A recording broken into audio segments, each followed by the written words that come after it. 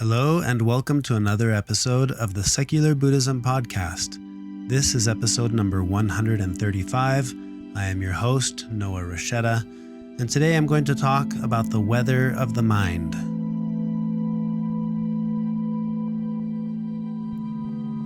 Keep in mind, you don't need to use what you learn from Buddhism to be a Buddhist. You can use what you learn to be a better whatever you already are. If you're new to the podcast, check out episodes 1 through 5 for an introduction to the main concepts and teachings of Buddhism, or visit secularbuddhism.com and click on Start Here. If you're looking for an online community to practice with and interact with, consider becoming a supporter of the podcast by visiting secularbuddhism.com and clicking on the top link that says Join our online community on Patreon. Before jumping into the topic that I have for today, I wanted to discuss the koan that was shared in the last podcast episode. It goes like this. As the roof was leaking, a Zen Master told 2 monks to bring something to catch the water. One brought a tub, the other a basket. The first was severely reprimanded, the second highly praised. I want to share some of the thoughts that were discussed in our Patreon community because there are always good perspectives shared there. And this first one comes from Darlene, who says, quote, "This koan makes me think of the emotional enlightenment you discussed in the episode. We think that happiness comes from clinging to pleasant emotions, but that actually causes suffering. In the same way, if the roof is leaking, accept that it is leaking, and water will get on the floor because that's what happens when the roof leaks. If we catch the water in a tub, it will eventually overflow. In the end, we can't deny our emotions because they will find us somehow. We can find peace by accepting them wholeheartedly." Close quote. Tani says, quote, "I wonder if this koan speaks to our tendency to try to control our emotions. If the roof is leaking, we must wait until the rain is over and fix the roof, work on the source of the anger or pain. Bringing a tub will only result in a harder time removing it, or it will overflow later, causing a bigger mess. The basket, I'm imagining one of those meant to carry water from the well to the house, so it holds the water but not as much as the tub, may require more trips outside to dump the water, but it doesn't let us ignore it for too long. We still have to pay attention to the basket and water. In this way, instead of trying to stop emotions from happening, we need to weather the storm as best we can, and then work on the source of the pain and emotions when things are clear, if possible." Close quote. And then Mike shares this. He says, quote, "Maybe I'm doing this wrong, but I seem to be interpreting each of the most recent koans the same way. In most of them, I see it as a reminder to not look for wisdom in others, but to look for it in yourself instead. In this case, the answer of the tub was clearly the more appropriate tool for catching water, but the student who chose that was severely reprimanded. There's no reason to reprimand this student. He chose an appropriate tool for achieving the particular goal. Perhaps this student's only error was in believing the Zen Master to be more of a master than himself." I really like the ideas that were shared. These are only 3 of the several thoughts that were shared in our Patreon community, but I particularly liked Mike's thoughts here at the end. And I wanted to share some of my thoughts about this koan. One, I think that we tend to make meaning of things and we make assumptions, and we don't know all the details, so we fill in the gaps. I think it's what we do. It's a human thing. So with a story like this, we immediately make the assumption if there's a hole in the roof and water is coming in, we paint a whole picture around that. That water must be leaking on the floor. We need to bring something to catch the water so that it stops leaking on the floor. A tub. In this case, what does it mean, a tub? Is it a bathtub? Because if it were a bathtub on one hand and a basket on another, it very much could be that the tub was the wrong answer because it was too big. And the thing is, we don't know. So we paint the story, we fill in the details, and then we make the assumption based on all of these details that we just don't know. So we're really good at making meaning of things. And because of our discomfort with not knowing the details, we fill in the gaps. And that's what this story kind of reminded me of, the fact that I don't know the details. I mean, first of all, why do we even assume that just because the master reprimanded one and didn't reprimand the other, that means one was wrong and one was right? What if the one who brought the basket has been struggling in class and has been getting everything wrong and was feeling really down, and the Zen Master decided to praise him this time so he wouldn't feel so bad, and reprimanded the one who brought the tub, who always gets things right and maybe needed to feel a little more humbled? The point is, we don't know. Who knows? We don't know the details. We get so little information out of this story, and then we fill in the gaps. And sometimes we do that in life, taking very little information about an overall story. We make meaning. And as soon as we make meaning, we fill in the gaps, and we might just be making wrong assumptions. That's what I thought about as I was listening to this one. It does seem like the obvious answer is the tub, unless you give me more details. Again, is this a bathtub we're talking about? Or is it a little tub? Is it a basket that has holes in it? Or is it a basket that's capable of carrying water? I don't know. I don't know any of the details. I just know that I immediately made an assumption, and that the point of the koan is to make me stop in my tracks and say, I don't know about this. And that's kind of what it does, especially when you hear that the basket was praised and the tub was not. So what does the koan make you think of? What does it cause you to think about? Again, with all koans, really what matters is, what does the story tell you? What does it help you think about, or what does it make you feel?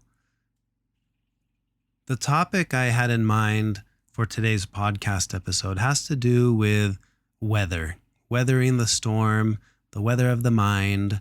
And this kind of comes from an experience that I've had in the past couple of days while I'm out here training a couple of new students who are learning how to paramotor. So there's an expression that Pema uses that I really enjoy. She says, "You are the sky, everything else is just the weather." Now, in the training program that we do to learn to paraglide or learn to paramotor, there's a lot of ground school work where you learn about weather, how to forecast the weather, how to make proper decisions about when and where to fly. And I always tell students that perhaps the most important decision that you'll ever make as a pilot is the decision to not fly. There are certain circumstances and weather phenomena where you're not going to want to be flying, because you do not want to be in the air wishing you were on the ground. And this is a very important decision to make as a pilot, especially for the very light, ultralight aircraft that we fly, paragliders. Now, I kind of pride myself in my ability to be very good at forecasting the weather. So for me, I have a threshold, and I know that if the conditions are beyond my threshold, I will not fly. When I got into this sport and decided I wanted to fly, I knew that the reason I was getting into this is because I wanted to have fun. So the litmus test that I use before every flight is I decide, is this going to be fun? And if the answer is yes, then I proceed. If the answer is no, then I don't do it, because that's the whole reason I got into this, was to have fun. So when the weather reaches a point where I know it's going to be bumpy, or the wind might be too strong, I don't even attempt it. And I've never gotten into any trouble because I never push myself. And this ability to forecast the weather has saved me from a lot of situations where I could have been in the air wishing I was on the ground. So I mentioned I'm out here teaching this course, and today we had forecasted the weather, and today I knew that there was going to be a storm passing through, and we've had very strong gusts of wind, and right now it's actually raining. I don't know if you can pick up that sound in the microphone, but it's been raining and very gusty for the last several hours. And I had this mental correlation as I've been sitting here weathering the storm, thinking I could have been out there. I could have been caught, even if it wasn't flying, I could have been caught unaware of the storm and then dealing with inconveniences that would have to do simply because I was not aware. For example, all of my equipment was outside. I have totes with paraglider wings. We have several paramotors, all the gas cans, the just lots and lots of gear. And it's all been sitting outside because we're doing this course. Well, in observing the weather, which I check several times a day, I knew that rain was in the forecast and that it was coming. And as soon as I knew that, I made all the decisions of the things that needed to be done to make sure that when that storm came, it wouldn't be much more than an inconvenience of time, because we've been out here for days now working on this training. And sure enough, that's exactly how it unfolded. By the time the storm came, the tents were down, all the gear was safely stored inside of the trailer, and it's been nothing more than an inconvenience of time that we could have been practicing or flying, but we can't because of the weather. But this got me thinking about the parallels with this specific situation and how we approach life. I think people who are capable of forecasting the weather of the mind can take preemptive steps and precautions to avoid any inconveniences for the moment when that proverbial storm hits. And I'm sure all of us have experienced that feeling of being caught in the storm, right? The emotional storm that is suddenly there. And a lot of times it's there because we're not very good at forecasting it, or we're not very skillful with understanding our mental weather patterns. And all of us experience this, but imagine being able to be more skillful with forecasting our own mental weather. And I thought, as I was preparing for all this, with the actual weather, how cool would it be to be able to forecast the emotional storms that we have coming up in our lives? And I think to a certain degree, we can, right? If we know ourselves well, we may know, for example, that if I haven't had breakfast today, I'm much more susceptible to that emotional storm that could hit when a car cuts me off. But I know that about myself, so perhaps I'm going to drive with a little bit more caution and not be in such a hurry. Or, the big clear example would be if I understand myself and my emotional weather patterns, I may know when is the most appropriate or perhaps the least appropriate times to have a discussion with a spouse or with a parent or with a child about a difficult topic, because it's going to be much harder to navigate that when the conditions are not ideal. In the same way that for me and for my students as paraglider pilots, it's much more difficult to navigate the skies under the wrong conditions. So part of what makes that experience so pleasurable and enjoyable is that we do it during the right conditions. And I think in a way, it could be that simple to think about things like, oh, if I have to have a discussion with my spouse about this sensitive topic, well, let's do it when the conditions are more favorable and not when there's a gust front coming in. It's kind of a fun way to make that mental analogy. Now, it works for me in my mind.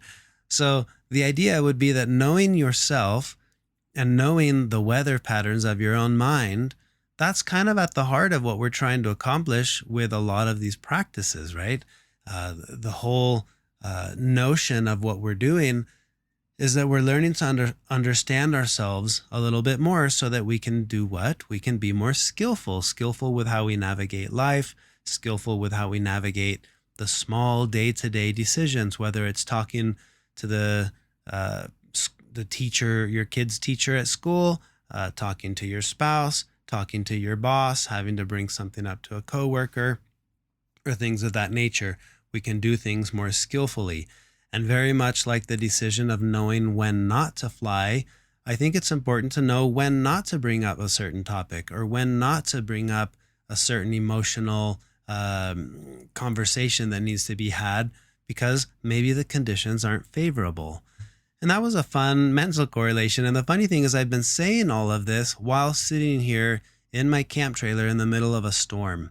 And the winds have been gusting to 30 to even 35 miles an hour at times. And at one moment, I decided to leave the trailer and go sit in my truck because it felt a little more stable and safe in there because this thing is just rocking back and forth. And as I was sitting here, I had this thought that, I can look out the window and I can see the storm and I can see everything happening around me. Some of the tin from one of the roofs of the hangar, about 100 feet away from me, I saw it come off the roof, and that was kind of scary to watch. And the whole time I was thinking, there's stormy craziness outside, but I'm somewhat finding refuge here inside. And then I had this mental correlation of that's kind of how my mind is. My mind can be the refuge that I go to observe the weather patterns. And this is why I like that quote by Pema, who says, "You are the sky, everything else is just the weather." And that was a fun correlation to think, here I am observing a storm and finding somewhat of a refuge inside a safe place. And in my real life, it can kind of be that way at times, finding myself in the storms of emotional discomfort or whatever it is I'm weathering that storm by being in the safety of my own mind as the observer, the one that's just watching it all unfold and watching the mind as the sky and everything else as the weather. So that was the correlation that I wanted to make. That was kind of the topic that I came up with because, like I said, I'm literally sitting here in a trailer weathering the storm. And I thought it would be a fun correlation to make with everything else.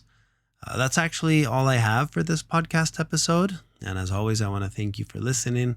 I hope that these concepts and ideas can give you pause and give you a way of thinking of things slightly differently. And of course, if you want to support the work I'm doing with the podcast, you can consider becoming a patron and joining the online community where we discuss the koans and these podcast episodes and much more. And there's even a weekly study group there. You can learn more about all that on secularbuddhism.com. And I've enjoyed sharing these koans. I have another one I want to share today.